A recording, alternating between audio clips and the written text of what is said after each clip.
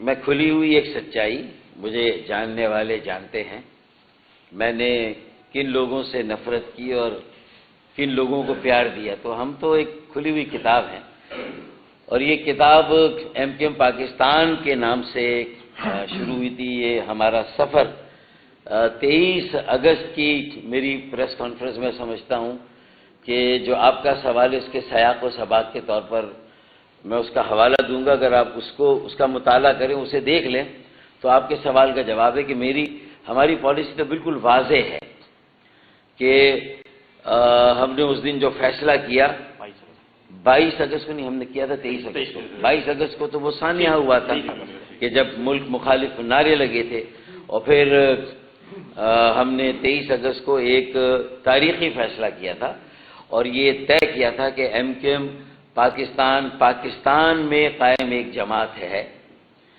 M Q M Pakistan ہے.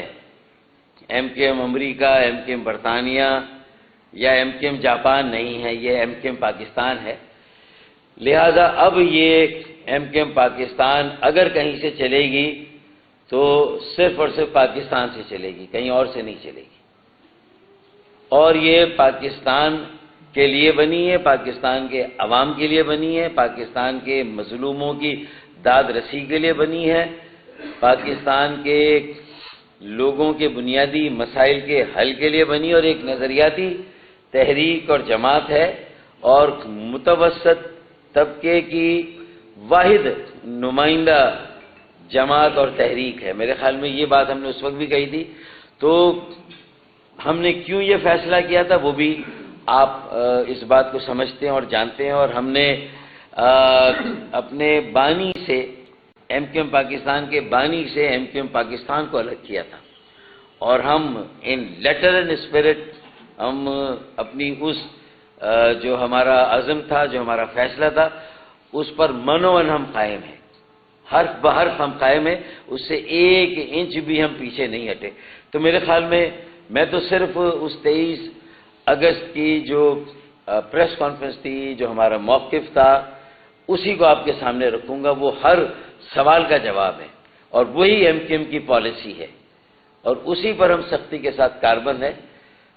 اور اس کے علاوہ اگر کوئی اور بات ہے تو میرے خیال میں میرے کسی بھی ساتھی کی کوئی ذاتی رائے ہو سکتی ہے، لیکن ایم کیو ایم کی پالیسی جو 23 اگست کو ایم کیو ایم پاکستان کی طرف سے سب ساتھیوں کی طرف سے جو میں نے موقف دیا تھا.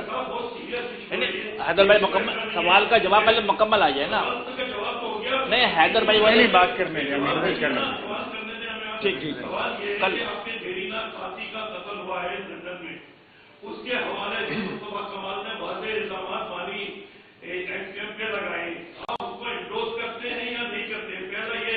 دوسرا، کافی ترمیم کے حوالے سے 2 نائب لوگوں نے دستخط کیے، آپ سینئر رہنما کے نام بتا دیجیے. دیکھیں، پہلی بات تو یہ کہ ڈاکٹر عمران فاروق بھائی کو شہید کیا گیا، اور ظاہر ہے کہ یہ 2 حکومتوں کے درمیان بھی یہ معاملہ آیا. ابتدائی تفتیش اسکاٹ لینڈ یارڈ نے کی، اس کے بعد پھر تفتیش اور باقی مرحلے پاکستان کے تفتیشی اداروں پر چھوڑ دیے گئے، اور معاملہ پاکستان کی عدالتوں میں بھی ہے. اور جتنی تفتیش اسکاٹ لینڈ یارڈ نے کی وہ بھی اپنی جگہ پر موجود ہے اور محفوظ ہے.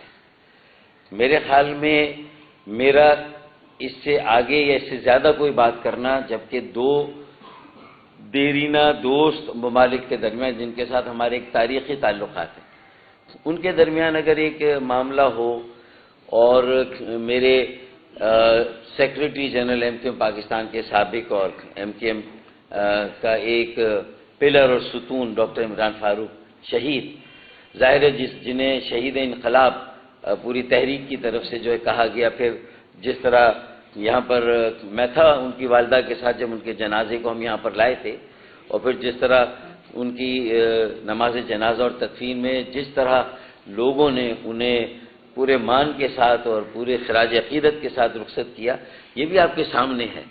تو اس کے بعد ہم نے کیا اس میں کوئی پس و پیش کی کہ انصاف کے تقاضے پورے ہونے چاہیے؟